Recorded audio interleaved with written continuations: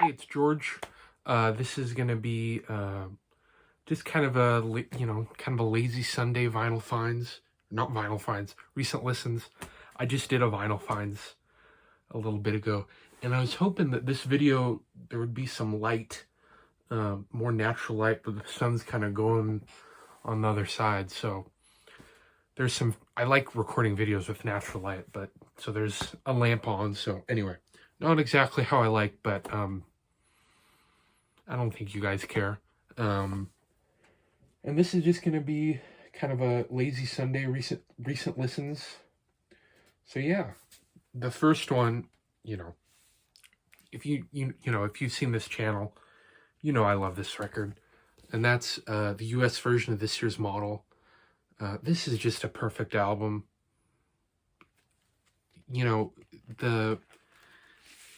The UK track list is different. So on the US you get Radio, and which you don't get on the UK, and then the UK you get Chelsea and Night Rally, which is not on the US, and it really changes the feel of this record. The US has a much more basic kind of rock and roll feeling, whereas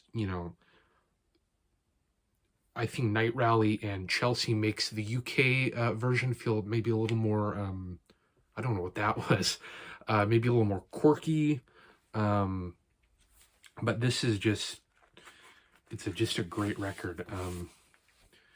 You get the great, really cool art direction of Barney Bubbles, one of my favorite graphic designers. And yeah, it really, this is one of those records where it really does sound better on vinyl than listening to it on streaming or on CD. You can hear so much more clearly Elvis's kind of layered backup vocals on like the beat, or kind of also on the beat, the kind of twangy guitars that maybe don't really come through as well in digital. You can also hear the bass a lot better in some songs, which is kind of interesting to me. But this is just a perfect album, just, a 10 out of 10 record.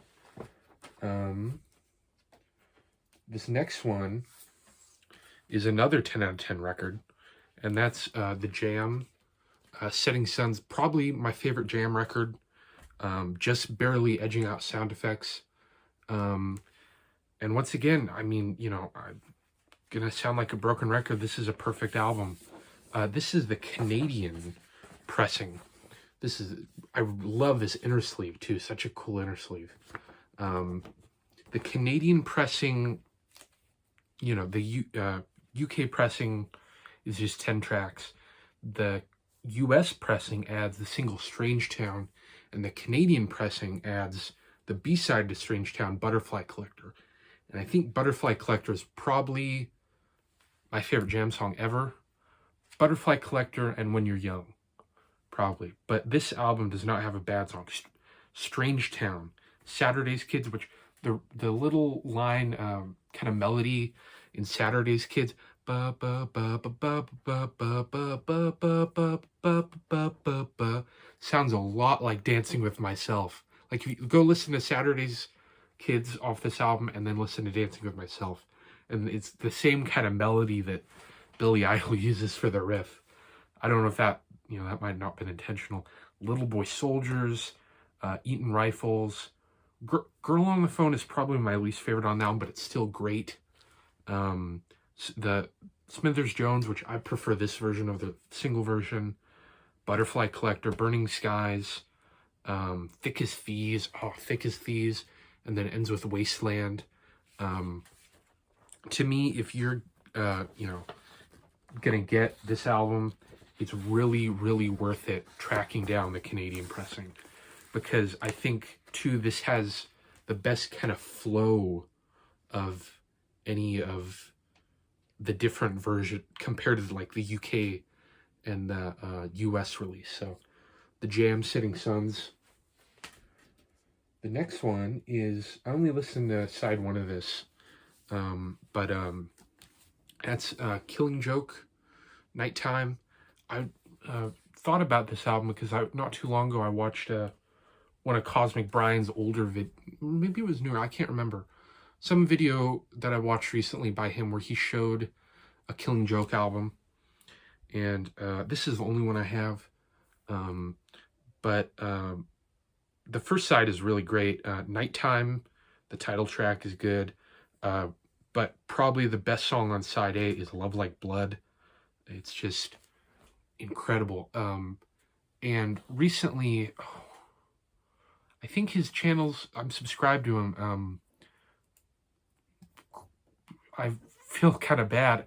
Mike's Vinyl Spiral. I think recently, I'll put in a little thing to say if I got that right or not. Did a video of, you know, overplayed songs that he won't get tired of, which I think was a response to someone else. I can't get tired of 80s. It's such a good song. That riff, boom, boom, it's just great. That's, you know, obviously that riff, Nirvana used it for that one song, but it's, you know, Killing Joke kind of stole it from The Damned, Life Goes On. And people say that The Damned stole it from a Bauhaus song. And the Bauhaus song is a slowed down version of that riff. I've listened to that. I don't really hear it, to be honest. But it doesn't really matter. It's a great riff. And, you know, everyone in, you know, modern music steals from everyone else. There are no more original ideas at this point. Everything's just a regurgitation of something else with someone putting their own spin on it. You know what I mean? That's what, you know, punk rock was in a way. So anyway, I'm waxing poetic, however you want to say. But yeah, this is a great album. An album that I showed, this video isn't going to be very long. I want to keep these recent listens kind of short, because sometimes when I'm doing the vinyl finds, I feel really rushed because I don't want to go over a certain amount of time. And so I want to keep these where I'm just showing a few albums and I can kind of take my time and babble. And I think because of the length of this video, it'll probably be uploaded before my vinyl finds that I recorded today. But this is I guess kind of a teaser for that.